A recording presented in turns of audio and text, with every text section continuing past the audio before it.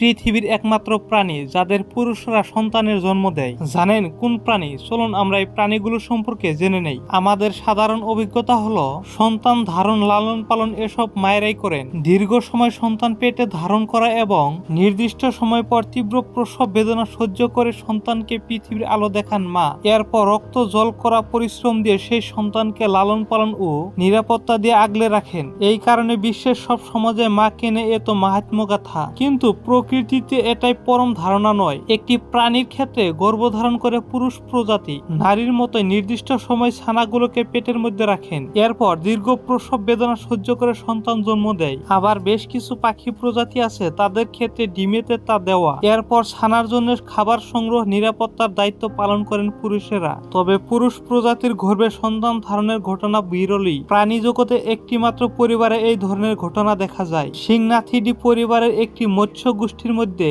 পুরুষেরা গর্ভে সন্তান ধারণ করে। এরা মূলত সিংহর্ষ এবং এই জাতীয় মৎস্য যেমন পাইপ ফিশ এবং সি ড্রাগন, এরা সবাই সামুদ্রিক প্রাণী। সারা বিশ্বের সামুদ্রিক অঞ্চলে কম বেশি এসব প্রাণী দেখা যায়। এদের শরীরের গঠনও অনন্য। এই গঠনের কারণে শিশু ধারণ ও লালন পালনের দায়িত্ব নারীর কাছে থেকে পুরুষের কাছে স্থানান্তরিত হয়। প্রথমে স্ত্রী প্রাণীটি পুরুষ প্রাণীটির পেটে ডিম স্থানান্তর করে। এর মধ্যে সিংহর্ষের পেটে বিশেষ থলি আছে যেখানে সেটি ডিমগুলো তা দিতে পারে। ডিমগুলো নিষিক্ত হয় পুরুষের দেহেই। নির্দিষ্ট সময় পর্যন্ত ডিমে তা দেয়। এই সময়টাতে ডিমে পুষ্টি সরবরাহ নিশ্চিত করে এবং ছানা ফুটে বের হওয়ার পর জীবাণু থেকে রক্ষা করার সব ব্যবস্থা নেয়। সিংহর্ষের ডিম থেকে বাচ্চা ফুটে বের হওয়া ও প্রসব পর্যন্ত 2 থেকে 4 সপ্তাহ সময় লাগে। প্রসবের দৃশ্যটা খুবই মজার। একটি সিংহর্ষ একসঙ্গে 50 থেকে 1000 ছানার জন্ম দেয়। এই প্রসব বেদনাটা 12 ঘন্টা পর্যন্ত স্থায়ী হতে পারে। জন্মের 2 থেকে 3 সপ্তাহ পর্যন্ত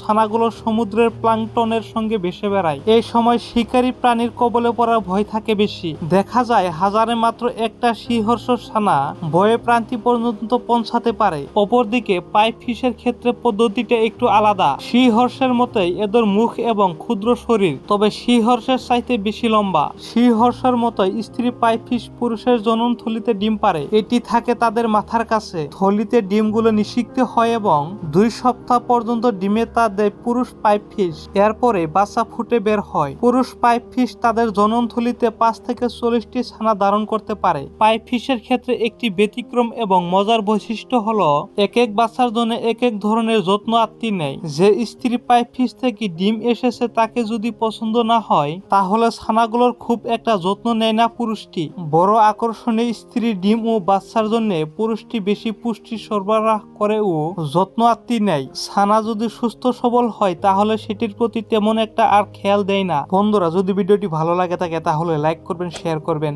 আর চ্যানেলটিতে নতুন এসে থাকলে সাবস্ক্রাইব করে বেল নোটিফিকেশনটা অন করে রাখবেন।